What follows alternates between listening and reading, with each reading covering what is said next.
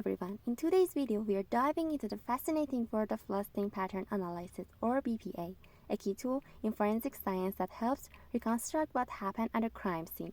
I'm Paria Haghighi, volunteer member of Shivi Forensics. Let's get started. Bloodstain Pattern Analysis sits at the intersection of physics, biology, and mathematics. When violence occurs, blood doesn't just spill randomly, it behaves according to predictable laws. BPA helps us answer three core questions. First, where did the blood come from? Second, what kind of event caused it? And third, with how much force was it projected? For example, a gunshot creates a fine mist, while a blunt force impact products medium-sized drops, and simple dripping result in larger stains.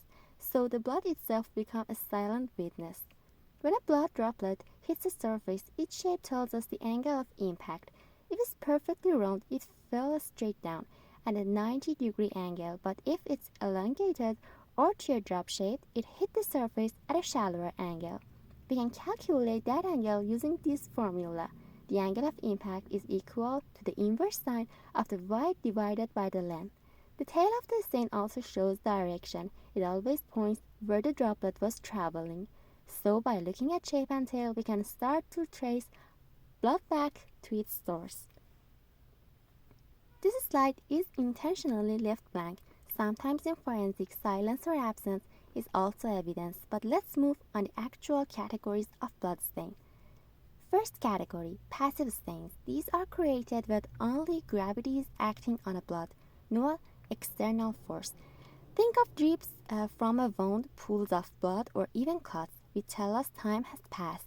These stains may seem simple, but they can reveal a lot, like whether a victim moved or was moved after bleeding began. Transfer stains. These happen when a bloody object touches a clean surface or moves through an existing stain. For example, a wipe occurs when something moves through blood, while a swipe happens when a bloody object leaves a trace on a clean surface. We can also see pattern transfers like fingerprints, footwear, or fabric impressions. These can directly link a suspect or weapon to the scene. Then we have projected stains, blood released under pressure. This includes arterial spurs which pulse with the heartbeat, or cast off from a weapon being swung.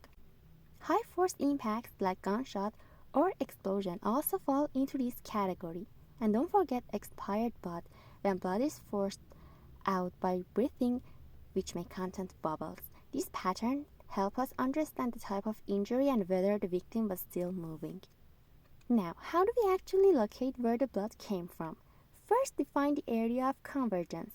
That's the 2D point on the floor or wall where the paths of multiple stains intersect. Then, by calculating each stain's impact angle, we can tilt those paths upward to find the area of origin in 3D space, including height. This tells us where the victim was positioned when the bleeding occurred. Blood doesn't lie, it doesn't forget, and it doesn't have a bias. Every stain is a data point. But the analyst's job is to remain objective, to read what's actually there, not what we expect to see. Thank you for watching. If you found this helpful, don't forget to like and subscribe for more forensic content.